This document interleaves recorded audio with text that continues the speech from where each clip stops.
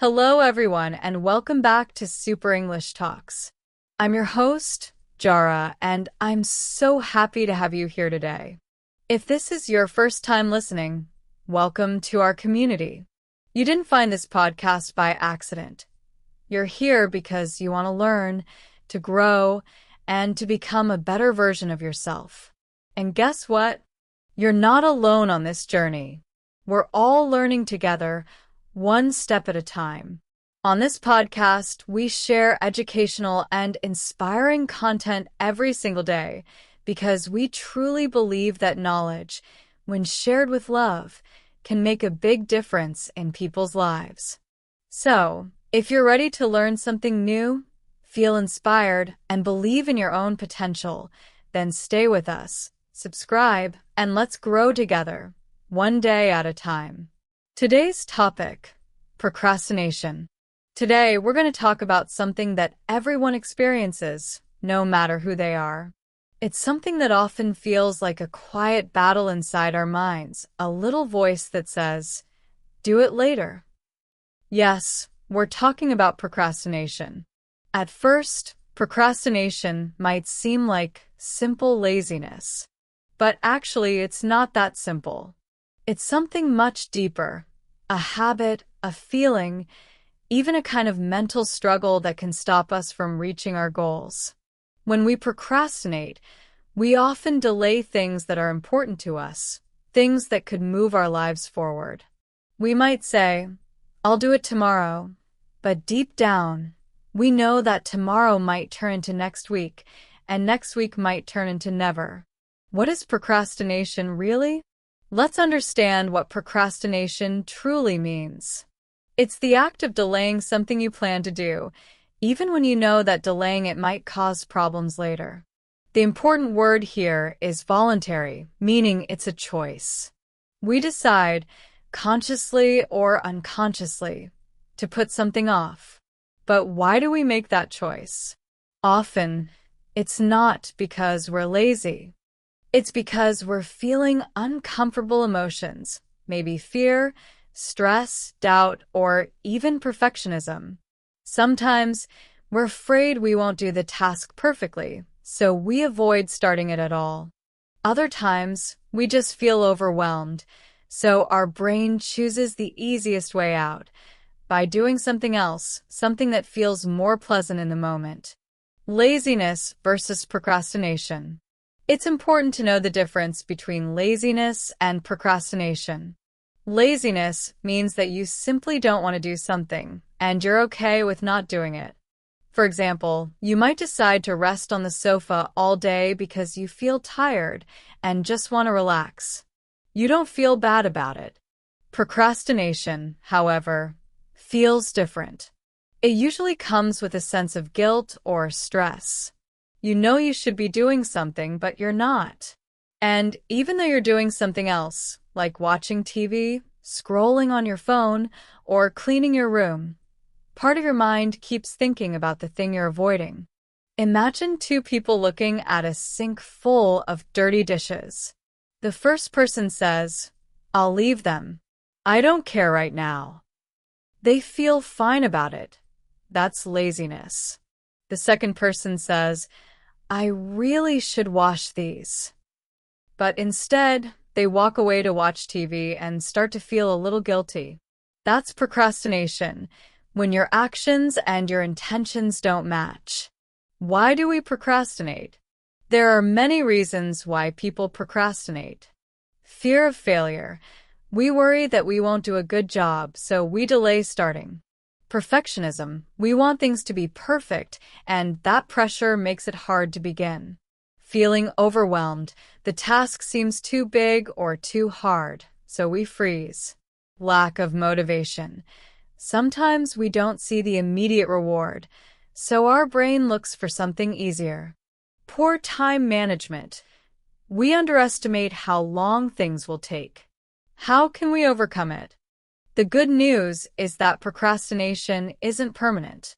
It's a habit, and habits can be changed. Here are some gentle, practical ways to overcome it. Start small. Don't try to do everything at once. Just start with a small step. Even 5 minutes can make a difference. Set clear goals. Break big tasks into smaller, easier ones. Every small win builds momentum. Remove distractions. Turn off notifications, put your phone away, and create a focus space. Use the 2-minute rule. If a task takes less than 2 minutes, do it right now. Be kind to yourself. Everyone procrastinates sometimes. Don't be harsh on yourself. Understand why you're doing it, and try again tomorrow. Procrastination doesn't mean you're lazy or weak. It means you're human. Your mind is simply trying to protect you from discomfort, but real growth begins when we gently face that discomfort and move forward anyway. Now, procrastination doesn't always look the same. It can wear many faces. It's a master of disguise, showing up in ways we sometimes don't even recognize. Let's explore a few of the most common forms of procrastination through simple, relatable stories. The perfectionist paralysis. The first form is what I like to call the perfectionist paralysis. This happens when the fear of not doing something perfectly becomes so strong that it stops us from doing anything at all. It's not about being lazy or not wanting to work. It's about being afraid to fail, afraid to make mistakes, afraid that what we create won't be good enough. Let me tell you a story. There was a young architect named Leo. He was incredibly talented, full of creative ideas and big dreams. His biggest goal was to design a sustainable community center for his city, a place that would bring people together and help the environment. Leo had notebooks filled with drawings, sketches, and plans. His ideas were amazing, fresh, modern, and full of potential. But when it came time to turn his ideas into the final design, something strange happened.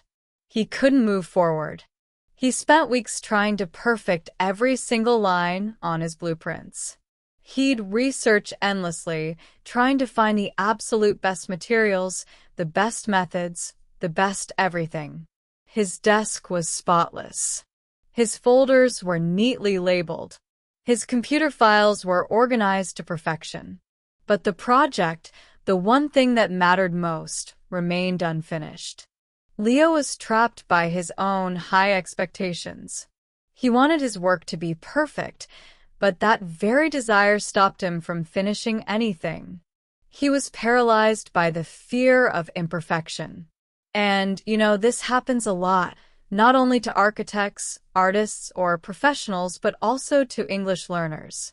Maybe you want to speak English perfectly before you start speaking at all. Maybe you're afraid of making mistakes, of mispronouncing words, or of not sounding fluent enough. But remember this: perfection isn't the goal, progress is. Language learning, like any other skill, is a journey. The more you practice, the better you get. You don't need to be perfect to start. You just need to start. The rebellious resistance. Now, let's look at another kind of procrastination, something I call the rebellious resistance. This kind appears when we delay tasks as a quiet form of protest. Sometimes we procrastinate not because we're afraid, but because deep down, we're resisting something, maybe a rule, an authority figure, or even a system that feels unfair. Let's meet Chloe, a creative and talented graphic designer. Chloe worked at a big company that had a lot of rules and very little freedom.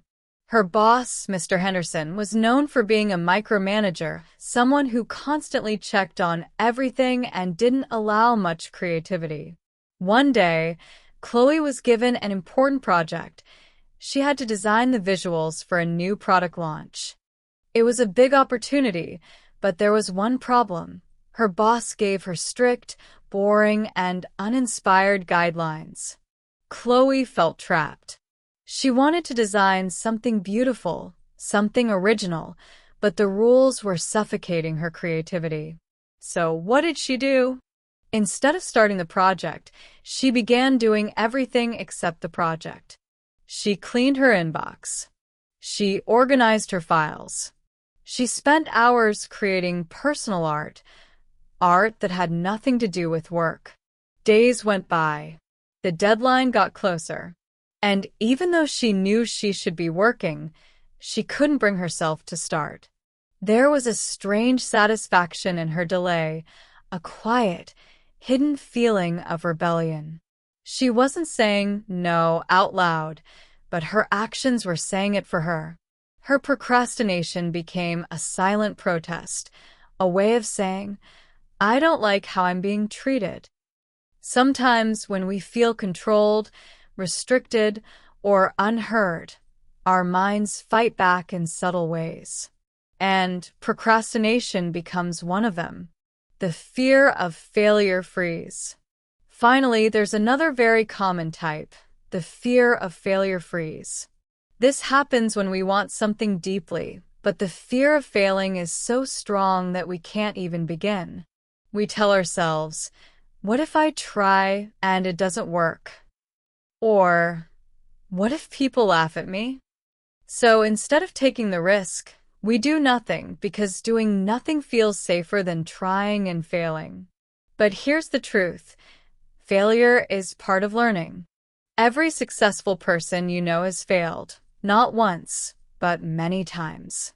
The difference is that they kept going. Each of these forms of procrastination, the perfectionist paralysis, the rebellious resistance, and the fear of failure freeze, has one thing in common. They all come from emotions. Not laziness, not weakness, but emotions: fear, frustration, stress, or even quiet defiance. The more we understand these emotions, the easier it becomes to work with them, not against them. So, as we continue this journey together, I invite you to look at your own habits with kindness and curiosity. Ask yourself, what am I really feeling when I procrastinate? Because once you understand the why, you can begin to change the how. And that's the first step to breaking free. Now, as we continue exploring the many faces of procrastination, let's look at a few more examples that show just how differently it can appear in our lives.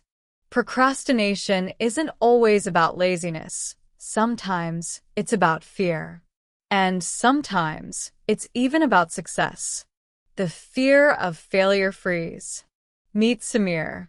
Samir was a bright and hardworking student. Science was his passion, and he dreamed of getting into one of the best engineering programs in the country. As his final exam in advanced physics approached, a huge and important test, he told himself he was ready to give it his all. He spent hours watching online lectures, reading textbooks, and even helping his friends study. He seemed incredibly dedicated. But there was one thing Samir kept avoiding: practice problems. He always found a reason to delay them. He'd say things like, I just need to review the theory a bit more, or I'll start practicing tomorrow when I'm more focused. But deep down, Samir was scared, not of hard work, but of getting things wrong. He was afraid to see his weaknesses. He was afraid that maybe he wasn't as smart as everyone thought. So instead of risking failure, he chose to avoid trying. He picked the safety of doing nothing over the possibility of not doing well. But of course, by doing that, he never gave himself a real chance to succeed. This is what we call the fear of failure freeze, when the fear of not doing something perfectly stops us from doing it at all. And it's something many people experience, especially when they care deeply about the outcome. The fear of success. Now, this next one might sound strange at first. The fear of success. You might be thinking, who would be afraid of success? But the truth is, sometimes success brings new challenges, more responsibility, higher expectations, or even lifestyle changes that we're not ready for. Let's meet Anna. Anna was a passionate, self-taught chef. She had spent years perfecting her recipes, hosting small dinner events, and building a loyal group of food lovers who adored her cooking. Her dream was to open her very own cozy restaurant, a warm, welcoming place where people could feel at home. And one day, her dream was finally within reach. A local business incubator offered her a large grant and mentorship to launch her restaurant.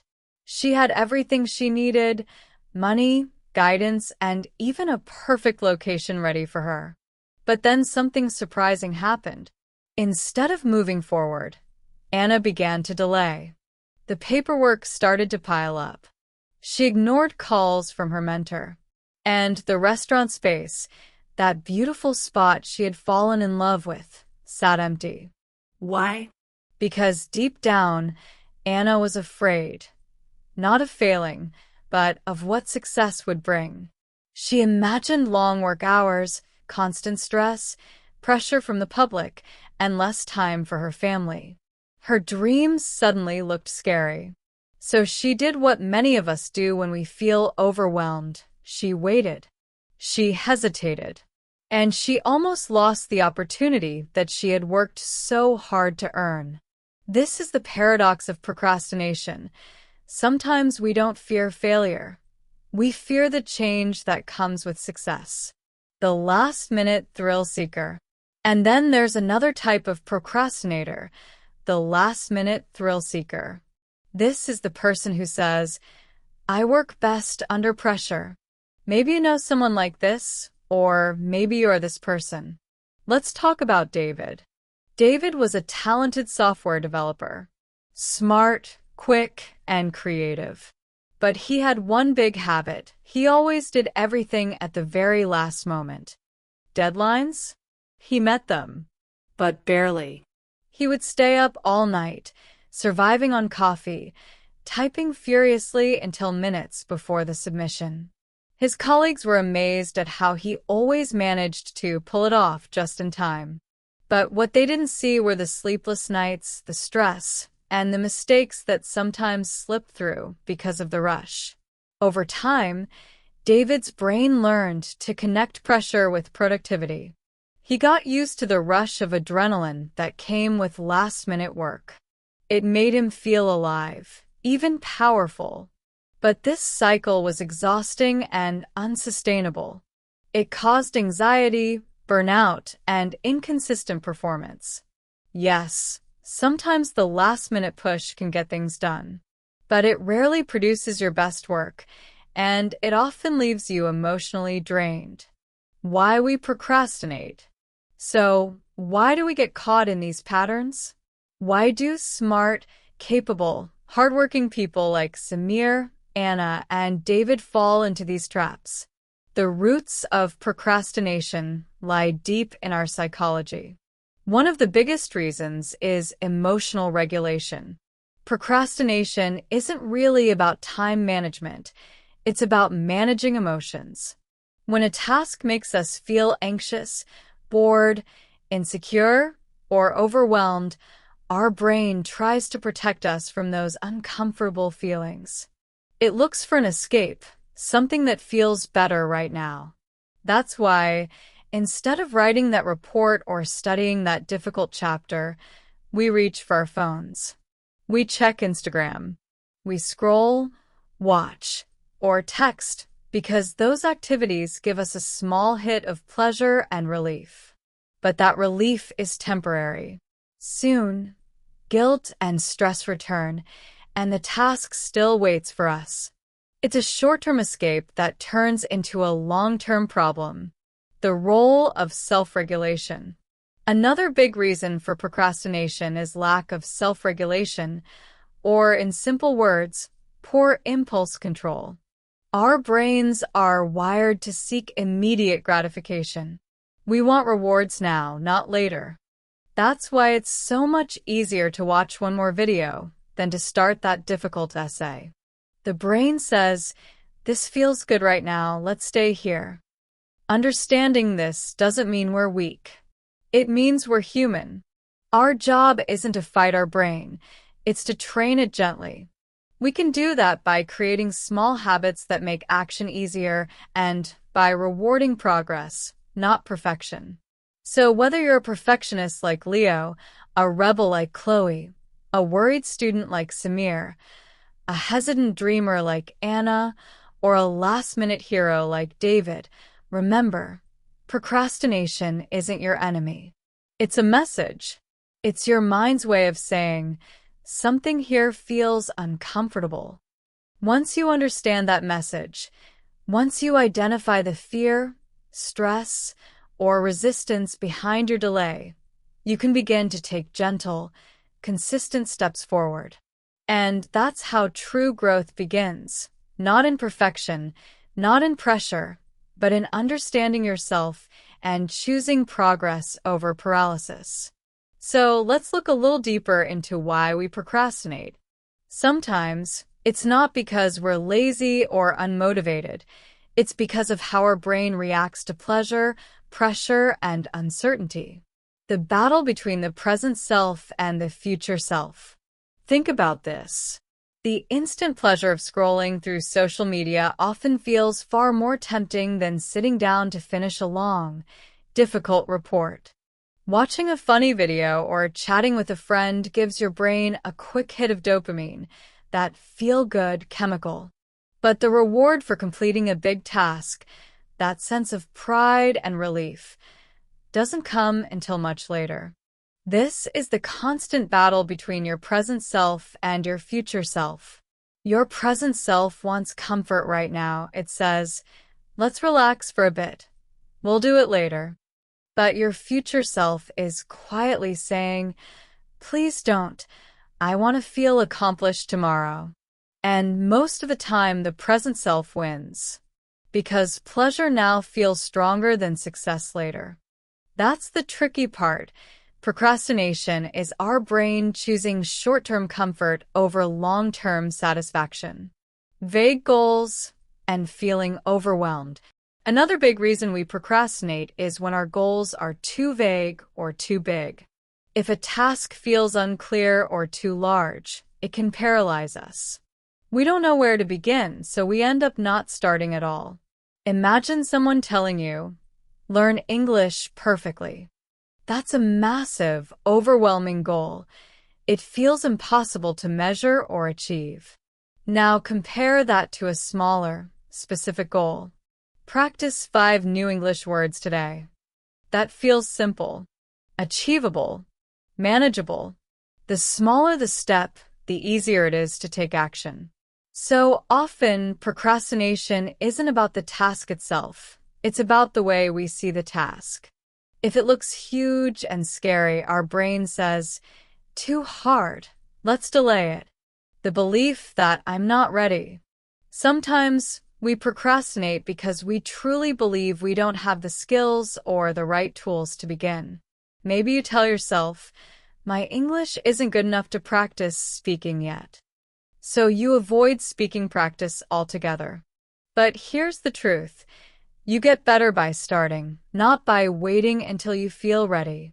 Confidence comes from action, not the other way around. Every small effort counts. Every mistake is a teacher. The distraction trap. And of course, there's one we all know too well, distraction. In today's digital world, procrastination has never been easier. Notifications ping every few seconds. Social media feeds scroll endlessly. Videos, games, and messages are just a tap away.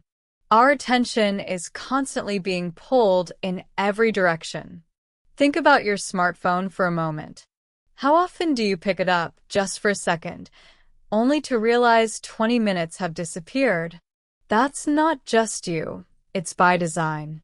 Our devices are built to keep us hooked, to fight for our attention.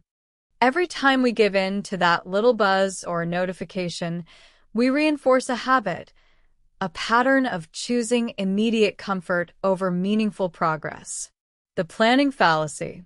Another sneaky cause of procrastination is something psychologists call the planning fallacy. It's our brain's tendency to underestimate how long things will take, while overestimating how motivated we'll be in the future. We tell ourselves things like, "Oh, that'll only take an hour. I'll do it later." But when later arrives, it takes 3 hours and we're even less motivated than before. Sound familiar? This illusion tricks us again and again, leading to last-minute panic, stress, and rushed results. The real consequences of procrastination. All these factors, instant gratification, vague goals, distractions, and unrealistic planning, eventually lead to real consequences in our lives. We experience higher stress and anxiety as deadlines close in, lower performance and poorer quality of work because rushed efforts are rarely our best. Missed opportunities, maybe that dream job we never applied for, or that hobby we never started. Lower self-esteem, as we start believing, "I always put things off. I'm just not disciplined."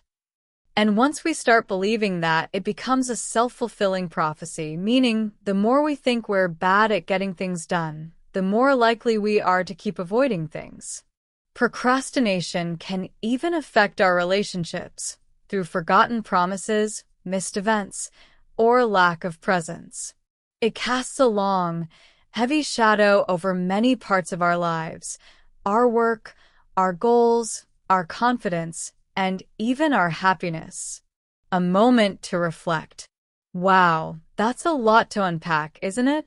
But don't worry. Remember, understanding procrastination is the first and most powerful step toward changing it. Once we see it clearly, once we know why we procrastinate, we can begin to take back control. Now that we've explored why we procrastinate and what goes on inside our minds, it's time to arm ourselves with practical tools and techniques to overcome it. This next part is full of actionable advice, simple strategies that you can start using today. And to make everything crystal clear, we'll walk through real examples and short practice activities designed especially for you, our intermediate English learners. Strategy 1. Break big tasks into small steps. One of the most powerful ways to defeat procrastination is to break a giant task into smaller, bite-sized pieces. You've probably heard the old saying, How do you eat an elephant? One bite at a time. That's exactly how we should approach our big, scary projects. A large, overwhelming goal, like write a research paper or prepare for an English exam, can feel so big that you don't even know where to start. It's like standing at the bottom of a huge mountain. This is where the strategy of task chunking, or creating microtasks, comes in. Let's take an example. If your big goal is prepare for the English speaking exam, that sounds stressful, right? So instead of keeping it as one big goal, let's break it down step by step. Research common speaking topics. Brainstorm ideas for topic 1. Write down key vocabulary for that topic. Practice speaking about it for 5 minutes. Record yourself and listen for feedback. Each of these steps is small, clear, and doable. And each time you finish one, you'll feel a little burst of success, a sense of progress that motivates you to keep going. That's the secret. Progress creates motivation.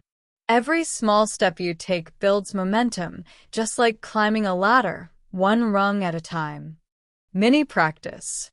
Let's try a quick exercise together.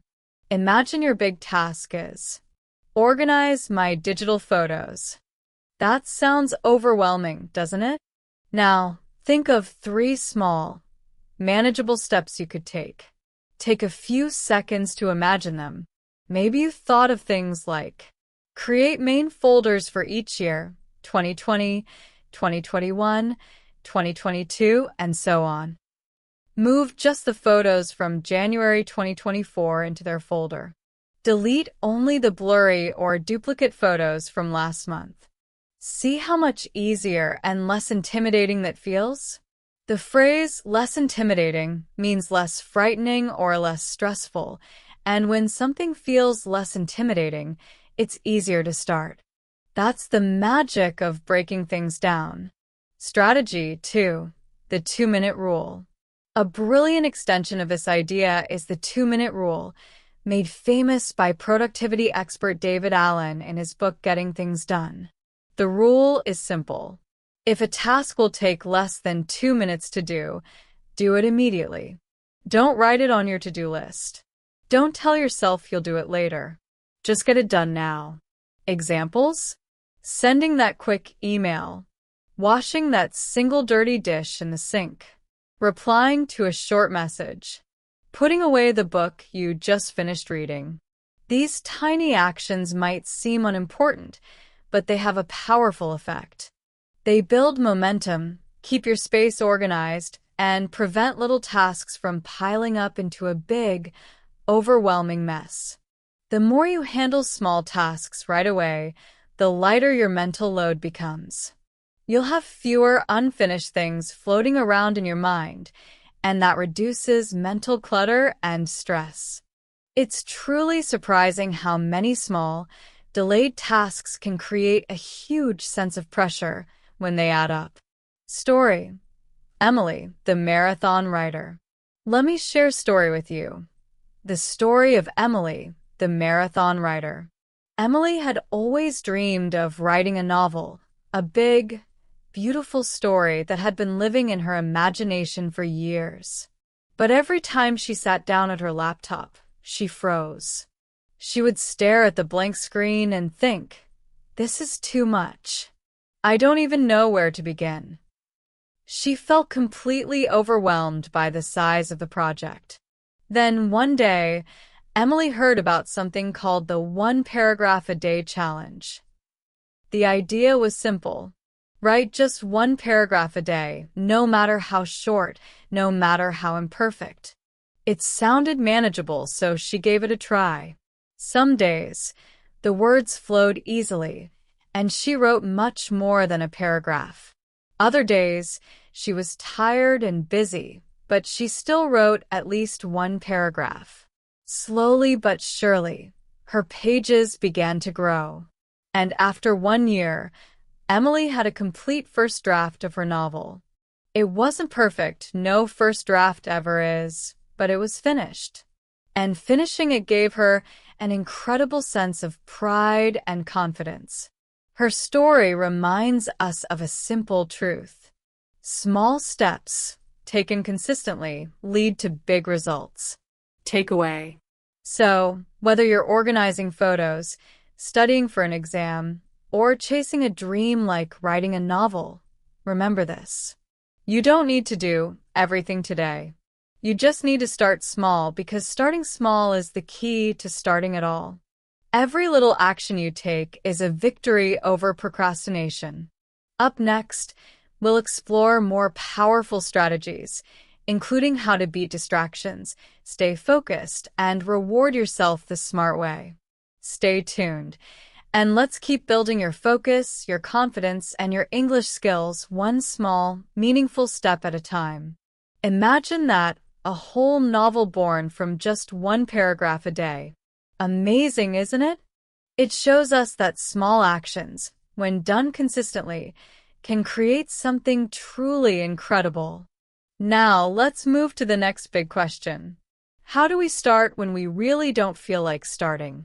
You know that moment when you're staring at your to-do list and your brain just says, "Not now, maybe later." That's the moment when procrastination is strongest. Let's talk about a few simple yet powerful ways to break through that wall of resistance. The 5-minute rule, or 10-minute rule. This is one of the easiest and most effective tricks to beat procrastination. Here's how it works. Tell yourself that you'll do the task for just 5 minutes. That's all. Only 5 minutes. You don't have to finish it. You don't have to do it perfectly. You just have to start. For example, if you've been avoiding studying English, say to yourself, "I'll just study for 5 minutes." Maybe you'll open your book, listen to one short audio clip, or review a few vocabulary words. Here's the magic. Once you begin, you'll often realize it's not as bad as you imagined. You'll start to feel a bit of momentum, and that momentum often carries you forward. You might end up studying for 20 or 30 minutes, even though you only plan for 5. This happens because your brain's resistance is strongest before you start. Once you begin, it's like a ball that starts rolling down a hill. It takes less effort to keep it moving.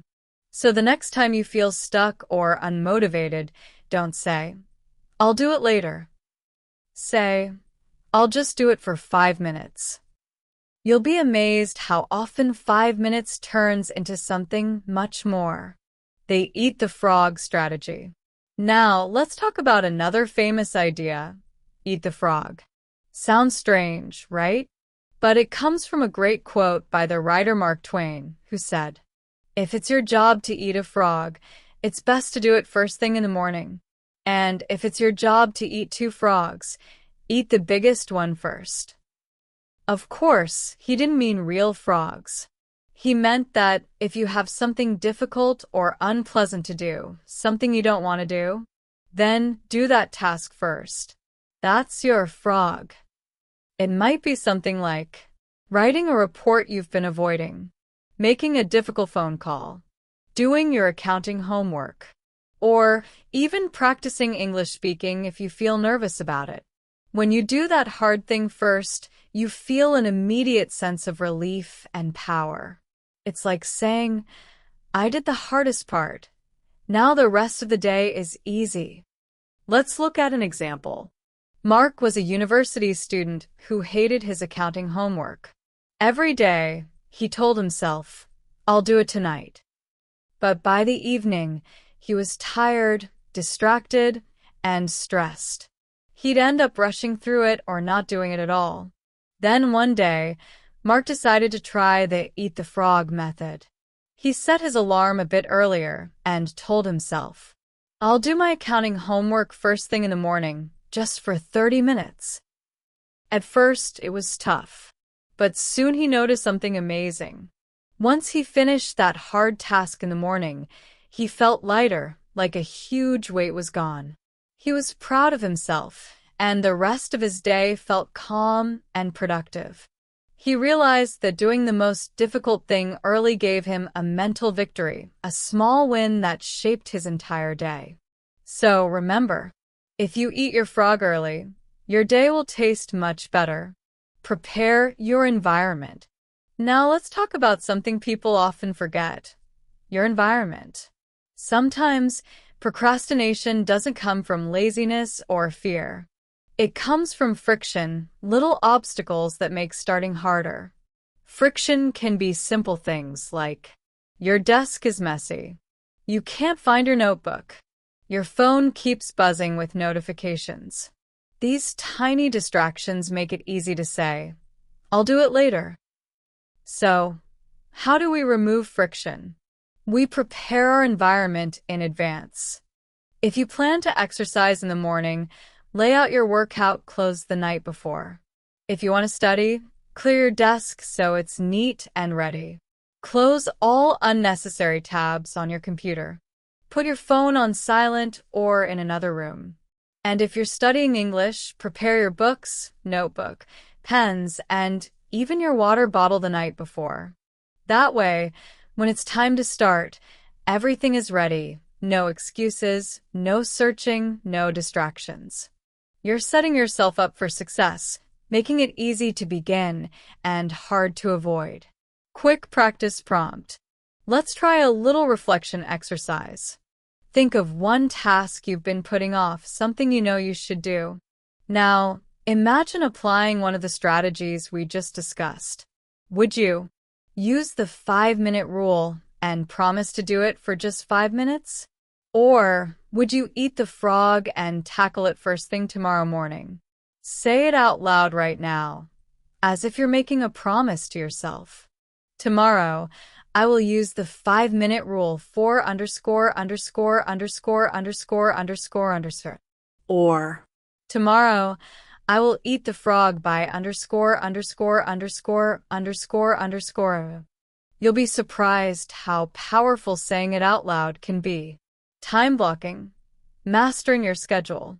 Now that we've learned how to get started, let's move on to managing our time more effectively once we do. One excellent strategy is called time blocking. Time blocking means you schedule specific times for specific tasks, and you treat those times as non-negotiable appointments with yourself. It's not just a to-do list. It's a when-to-do list. For example, instead of writing, "Work on Project X," you would schedule Monday, 9 o'clock to 10 a.m., deep work on Project X. Or instead of saying, "Reply to emails," you'd schedule Tuesday, 2 o'clock to 3 p.m., respond to emails. When you plan your time this way, you're creating a clear structure. You know exactly what to do and when to do it. This helps you avoid that common trap of thinking, "I'll do it later," because later never really comes. Time blocking also protects your focus. When you sit down for that block of time, your only job is to work on that one thing. No multitasking, no distractions, no jumping between tasks. It's focused, high-quality work time, and even 1 or 2 good blocks like this can completely transform your day. So, to recap this part, start small with the 5-minute rule. Face your hardest task first. Eat the frog. Prepare your environment to make starting easy. And block your time, so you know when to do each task. These simple tools can help you move from hesitation to action, from chaos to calm, and from procrastination to progress. When you plan your day using time blocks, something amazing happens. You create a clear roadmap for your day, a path that tells you exactly where to go and what to do next. This helps you save a lot of mental energy because you no longer waste time thinking, "Should I do this now?" Or, "Maybe I'll do that later." You've already decided in advance. It's like scheduling a meeting, but instead of meeting your boss or a client, you're having a meeting with yourself and your goals. This kind of planning makes your day calmer and more intentional. You don't have to fight with your own mind about what to do next. You simply follow your plan. The Pomodoro technique. Focus in small bursts. Now, let's talk about one of the most famous and effective time management techniques ever created, the Pomodoro technique. It was developed by Francesco Cirillo, an Italian author and productivity expert. The word Pomodoro means tomato in Italian because he used a little tomato-shaped kitchen timer while studying. The idea is wonderfully simple. You work with full focus for 25 minutes. Then you take a short 5-minute break. After 4 Pomodoros, you take a longer break, maybe 15 to 30 minutes. That's it. But the results can be incredible. Why does it work so well? Because it helps your brain stay focused and energized without burning out. You're telling your mind, just focus for 25 minutes, you can rest soon. That short burst of focus feels manageable, not overwhelming. It also makes big, difficult tasks feel smaller. Instead of thinking, "I have to study English for 2 hours," you think, "I'll just do 2 Pomodoros, that's 50 minutes total." Suddenly, the task feels possible. Lena's language leap. Let me tell you a story about Lena, one of our listeners. Lena really wanted to improve her English. She practiced almost every day, but she often felt scattered. After only 10 minutes, she'd lose focus, get distracted by her phone, or start checking social media. One day, a friend told her about the Pomodoro technique. She decided to give it a try. Lena downloaded a simple timer app on her phone. She set it for 25 minutes and told herself, "I'll study English intensely for just 1 Pomodoro." During that time, she turned off her notifications, closed all other tabs. and focused only on her English textbook. When the timer rang, she took a 5-minute break, stretched her legs, drank some water, and relaxed. Then she did another Pomodoro. Soon, she discovered something powerful. She could concentrate so much better. Her study sessions became longer, more consistent, and more productive. She noticed her English improving faster than ever before, not because she studied harder, but because she studied smarter. The structure of short work periods and planned breaks made all the difference. It helped her stay motivated because she always knew a break was coming. So if you often lose focus or get bored quickly, try studying or working in short, focused Pomodoros. It might completely transform your habits just like it did for Lena. Prioritization. Focus on what truly matters. Now that you've learned how to focus, let's talk about what to focus on. Because not all tasks are equal. Some things are truly important, while others just feel urgent. To understand this better, let's look at a powerful tool called the Eisenhower Matrix, named after Dwight D. Eisenhower, the 34th President of the United States. He was known for being extremely productive and organized.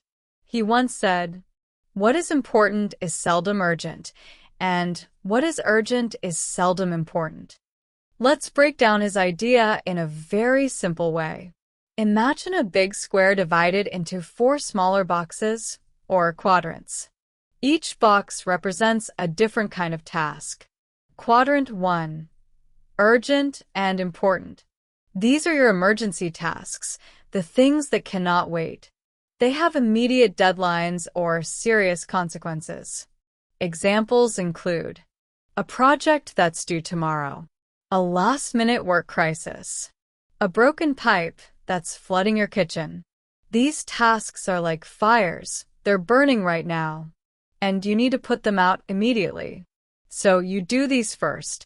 They are top priority. Quadrant 2, important but not urgent. This is the most powerful quadrant, and the one that helps you grow, learn, and improve your life over time.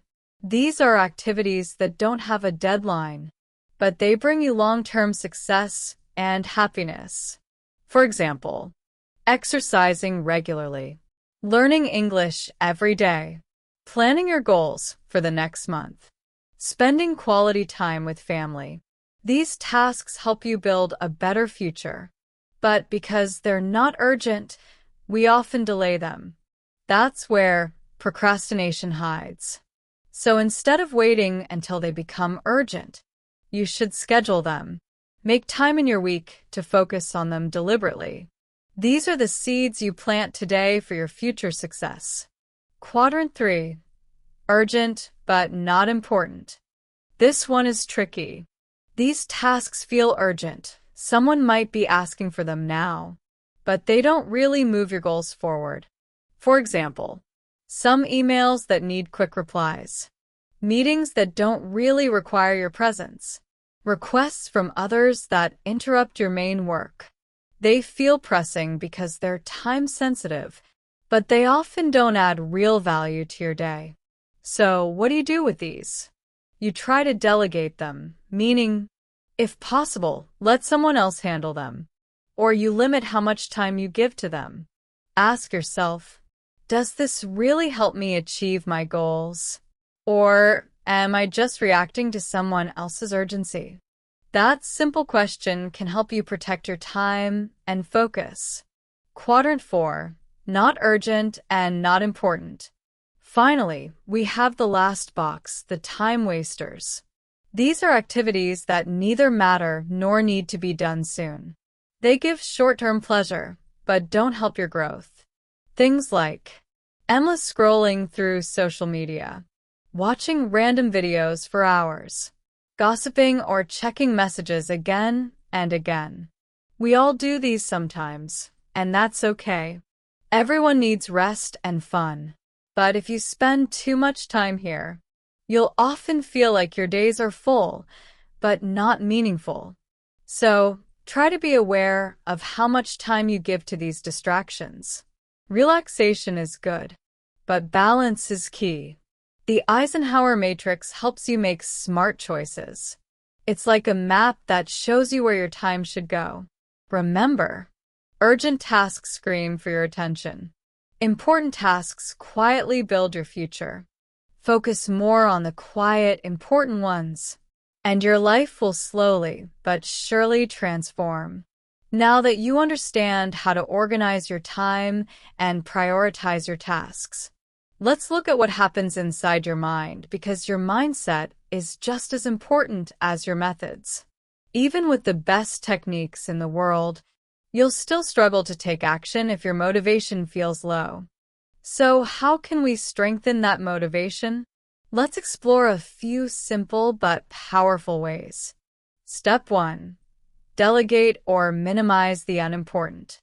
When you look at your to-do list, not everything deserves your full attention. Some things feel urgent, but they're not truly important to you.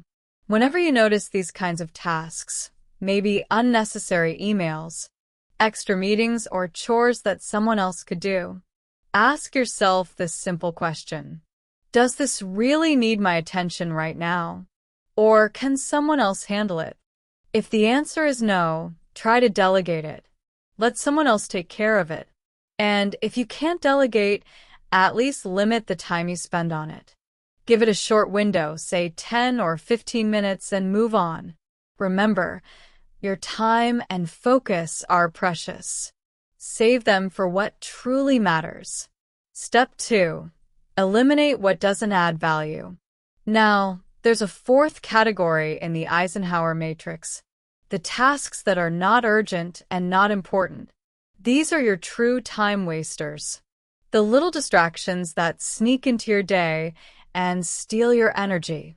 Scrolling endlessly through social media. Watching just one more video. Reorganizing your desk for the 5th time instead of starting your work. These are the activities that don't move you forward. They just fill your time. The truth is, you can live perfectly well without most of them. They give a moment of pleasure, but no lasting benefit. So, as hard as it may be, try to eliminate them as much as possible. Because every minute you free up from distraction can become a minute you invest in your goals. Step 3. Practice with your own to-do list. Let's do a quick reflection. Look at your own to-do list right now, or imagine one in your head. Can you find one item that fits in the second quadrant? Something important but not urgent? Maybe it's reading an English novel for 30 minutes. Maybe it's preparing for a presentation that's still a few weeks away. Or perhaps it's finally starting that creative project you've been dreaming about. These are the tasks that build your future. They're the ones that make your life richer and more meaningful. So, here's a simple challenge for you. Choose one of these tasks and schedule time for it this week. Don't wait until it becomes urgent. Plant the seed now and let it grow. Step 4. Use reward systems to boost motivation. Now, let's talk about something surprisingly powerful: rewards. Our brains are wired to respond to rewards. When you give yourself something enjoyable after completing a task, you trigger the brain's natural feel-good chemical, dopamine. This makes you more likely to repeat that behavior in the future. So, use it to your advantage. Create a small reward system for yourself. For example, after I finish this report, I'll watch one episode of my favorite show. After I study English for 1 hour, I'll enjoy a nice cup of coffee. After cleaning my workspace, I'll call a friend and relax. The key is to give yourself the reward after you finish, not before or during. This builds a positive link in your brain between effort and pleasure. Soon, your brain begins to associate hard work with that good feeling. And that's when motivation becomes self-sustaining. Step 5. Visualize your success. Another powerful tool is visualization. Mentally picturing yourself succeeding before you even start. It might sound simple, but it's incredibly effective. Before you begin a task, take a moment to close your eyes. Imagine yourself completing it successfully. See the details, how you look, how you feel, what others say. If you have a presentation coming up, imagine yourself speaking clearly and confidently. Your audience smiling and nodding in understanding. If you're learning English, picture yourself having a fluent conversation, understanding a movie without subtitles, or traveling easily in a foreign country.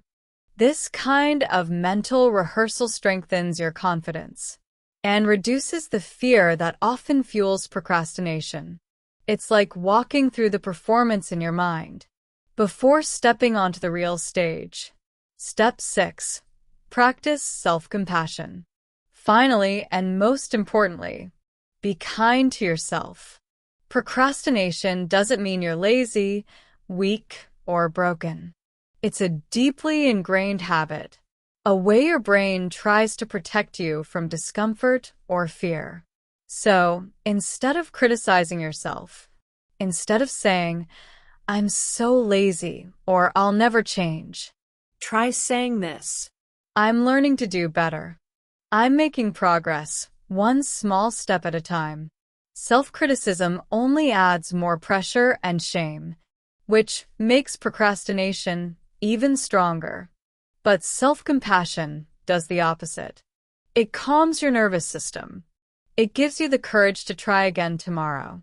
Remember, progress is rarely perfect. You don't need to win every single day. You just need to keep showing up. Because every time you start again, you're building a new habit, a stronger, more resilient version of yourself. Negative self-talk is one of procrastination's closest friends. When you constantly tell yourself, "I'm such a procrastinator," or "I'll never get this done," your brain starts to believe it. And that belief becomes a self-fulfilling prophecy. You feel worse, your motivation drops, and the cycle continues again and again. But there's a better way. Instead of judging yourself harshly, try a gentler and more proactive question. "Okay, I've put this off. What's the very next small step I can take right now to get started?" That simple shift in language can completely change your energy. Be your own supportive coach, not your harshest critic. And here's a bonus. When you speak kindly to yourself in English, you're not only improving your emotional health, you're also practicing your language skills in a real, meaningful way. Forgive yourself. Learn. Move on. Accountability partners. Power in connection. Sometimes, what we need most isn't more willpower, it's support. That's where accountability partners come in. Sharing your goals with a trusted friend, family member, or colleague can make a huge difference. It adds an external layer of commitment and gentle pressure that keeps you moving even when motivation dips. Let me tell you about Liam and Chloe, two study buddies. Both were taking online courses, Liam in computer science, Chloe in business English, and both were struggling to stay consistent. So they decided to become accountability partners. Every Monday morning, they'd message each other their specific goals for the week. And every evening, they'd check in with a simple text. "Did you hit your targets today?" It wasn't about judgment, it was about encouragement. Knowing that someone else was checking in, someone who cared about their progress, made a huge difference. Neither wanted to let the other down. So both began to show up more consistently. Their teamwork turned motivation into a shared responsibility. And it worked wonders. That's the magic of accountability. Sometimes, it's easier to keep a promise to someone else than to ourselves. Focus on your why. Another powerful motivator is reconnecting with your why. the deeper reason behind what you're doing. Why are you studying English? Why are you working on this project? Why do you want to finish that course or improve that skill? Your why is your guiding star. It reminds you of the bigger picture when the small tasks feel boring or difficult. Maybe your why is to travel the world with confidence. Maybe it's to get a better job, to connect with people from other cultures, or simply to understand your favorite movies without subtitles. Whatever your reason is, keep it close. Write it on a sticky note. Put it on your wall, your mirror, or your phone wallpaper. When you feel tired or tempted to procrastinate, look at it and say, "This is why I'm doing this." The task itself might be uncomfortable, but the end result is worth every bit of effort. The science of habit formation. Now, let's talk about how to make these positive changes stick.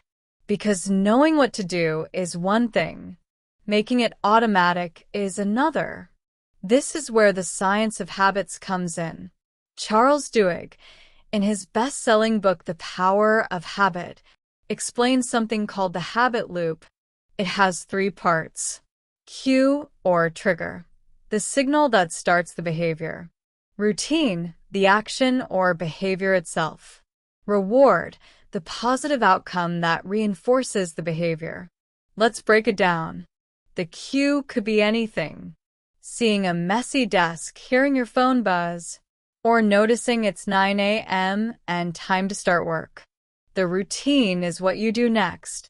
Cleaning the desk, opening Instagram, or starting your report.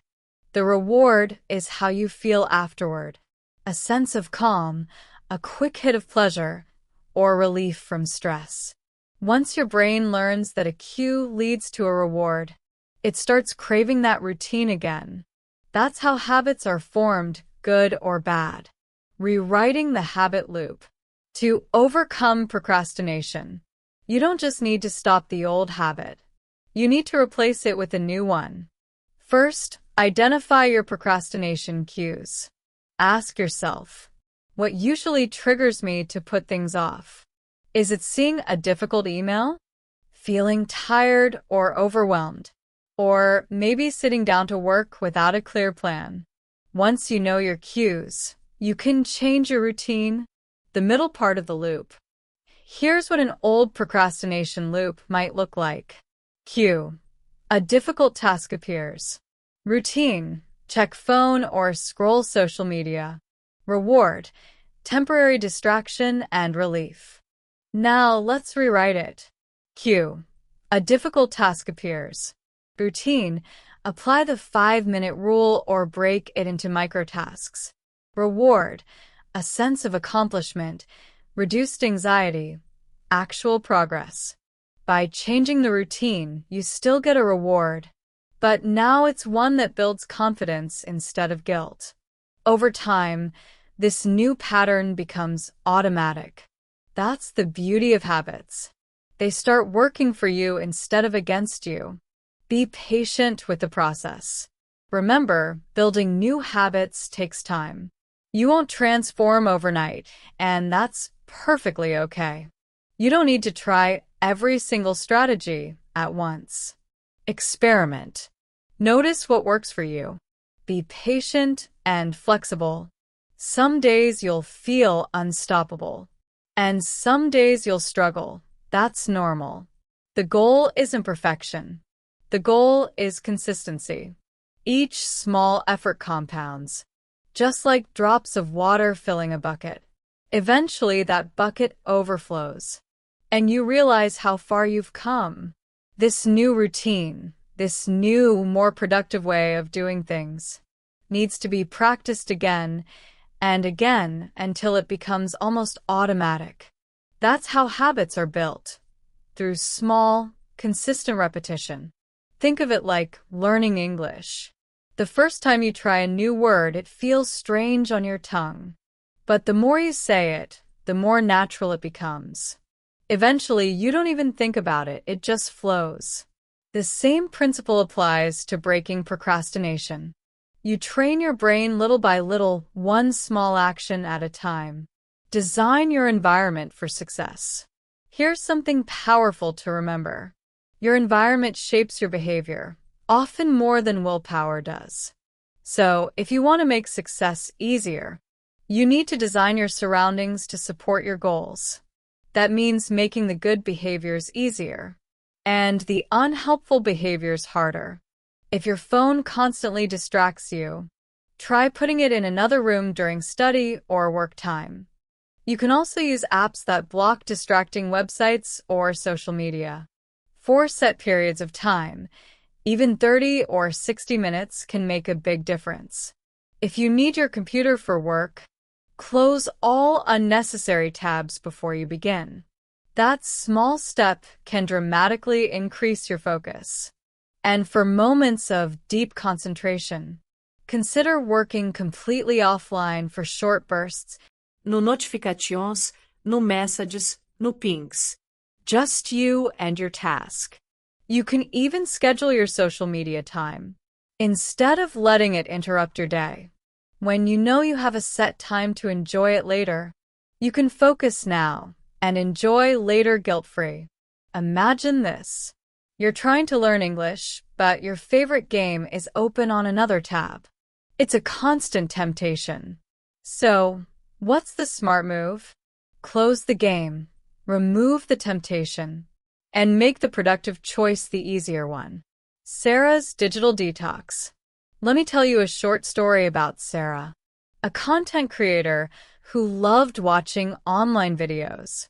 Maybe a little too much.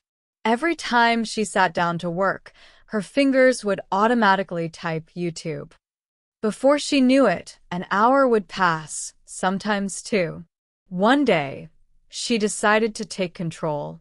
She identified her cue, sitting at her desk. Her old routine, open YouTube. Her new routine, open her work document immediately. And her reward? Finishing her work on time. And watching her favorite videos later, guilt-free, as a reward. To help herself, Sarah installed a website blocker that automatically activated during her work hours. At first, it felt frustrating. She had the urge to check constantly. But after a few weeks, the habit started to change. Her focus improved. Her work got done faster. And when she did relax with a video later, she truly enjoyed it because she'd earned it. Sarah's story shows something important. Sometimes, the best way to succeed is to remove the option to fail. Create what we call an environment of no choice. You're not relying on motivation anymore. You're designing a system that supports you. Expect setbacks and handle them with grace. Now, let's be completely honest. You will face obstacles. You will slip up sometimes. And that's not a sign of failure. That's simply part of being human. Maybe one day you'll scroll too long, skip your study session, or give in to the urge to delay. It's okay. The goal isn't perfection. It's progress. Missing a day doesn't mean you've failed. It just means you took a break. The key is to get back on track the very next day. Don't let one small mistake erase all your progress. Think of it like learning English. Would you stop practicing completely just because you mispronounced one word? Of course not. You'd laugh, learn, and try again. Every setback is a learning opportunity. It helps you understand your triggers, the moments, emotions, or thoughts that make you want to procrastinate in the first place. Know your triggers. Take a quiet moment to reflect. When do you usually procrastinate the most? Is it when you're tired? When you're bored? When you're anxious or unsure where to start? And what thoughts run through your mind at that moment? Maybe it's something like, I'll do it later. I'm too tired right now. I'll start when I feel more motivated. But motivation rarely comes first. Action creates motivation, not the other way around. Once you recognize your triggers, you can prepare for them. If you always procrastinate when you're tired, try scheduling your hardest work earlier in the day.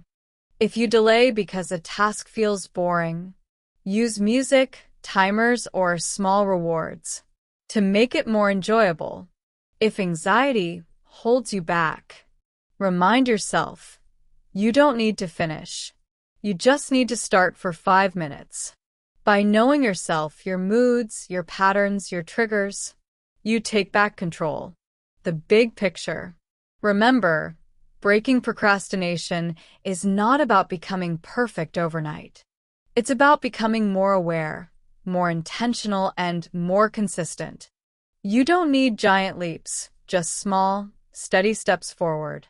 Each time you choose to start instead of delay, you're strengthening the part of your brain that supports growth. Over time, these choices become habits, and those habits shape your future. So, be kind to yourself. Design your environment wisely. Expect mistakes and use them as lessons. And above all, keep moving forward, one step, one task, one day at a time. Once you understand your triggers, you can plan for them. For example, if you notice that you procrastinate when you're tired, try to schedule your most difficult or important tasks for the time of day when you feel fresh and alert. If a task feels boring, there is a clever trick called temptation bundling. This means combining something you don't enjoy with something you like. For instance, maybe you don't enjoy doing household chores, but you love listening to English podcasts. You can listen to your podcast while doing the chores. Suddenly, the task is much more enjoyable, and your brain feels rewarded for doing it. Handling slip ups with resilience. Slip-ups are normal. Everyone has them. When you do procrastinate, don't dwell on it. Instead of thinking, I procrastinated again, I'm useless, try asking yourself, okay, I put off X today. Why did that happen? Was I too tired? Was the task too big? What can I do differently next time? What small step can I take right now? This is a solution-focused approach. It's about learning, adapting, and moving forward, not self-criticism. Pre-commitment strategy. Another powerful tool is pre-commitment. This means making decisions in advance to limit your future options. So procrastination becomes much harder. For example, tell a colleague, friend, or family member that you will send a report by a certain time. Book a gym class with a friend, making it difficult to skip. Set a clear deadline with your supervisor. By committing ahead of time, you create external accountability. It's like burning the bridges behind you, leaving no choice but to move forward. Building your anti-procrastination muscle. Overcoming procrastination is just like training a muscle. You wouldn't expect to run a marathon after just one day of exercise, right? The same principle applies here. The more you practice these strategies, the stronger your self-discipline becomes. Every small victory, completing a task you wanted to delay, makes your anti-procrastination muscle stronger.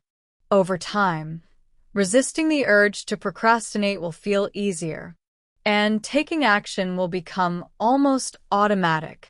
The incredible benefits of consistency. Imagine living a life where you're proactive instead of reactive. Stress and anxiety decrease because you're no longer constantly chasing deadlines. Your work quality improves because you're not rushing at the last minute. Your confidence grows as you see that you can get things done. And ironically, you actually gain more free time for leisure and relaxation because your tasks are completed, not hanging over your head. Most importantly, consistent action moves you steadily toward your goals and dreams. Since procrastination is often the biggest barrier to success, overcoming it truly opens up a world of new possibilities. Remember, it's a marathon, not a sprint. This journey is a marathon. Some days will be amazing, You'll feel highly productive and unstoppable. Other days will be more challenging. Old habits may creep back in. And that's okay. With the strategies we've discussed, understanding your triggers, using small actionable steps, pre-committing to tasks, rewarding yourself, practicing self-compassion, you are building lasting habits that will transform your life. Be patient. Be consistent. Be kind to yourself. Step by step, day by day, you are becoming a more productive, less stressed, and ultimately happier person. And that, my friends, is a victory worth celebrating. We've now reached the end of our in-depth discussion on how to stop procrastinating. Before we finish, let's take a moment to recap the key points from today's episode. First, we learned that procrastination is often about emotional regulation, not just laziness. Understanding the different forms of procrastination helps us recognize our own patterns and tendencies. Next, we explored the power of breaking big tasks into small steps. Even the most overwhelming projects can feel manageable if we focus on one tiny step at a time. We also discovered that just getting started for 5 or 10 minutes can help us overcome the initial resistance that often keeps us stuck. Once you begin, momentum carries you forward.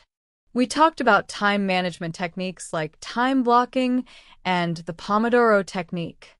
These tools give structure to your day, helping you focus and use your time efficiently. Another important point was boosting motivation. You can do this through small rewards, visualizing success, and finding supportive accountability partners who encourage you to stay on track.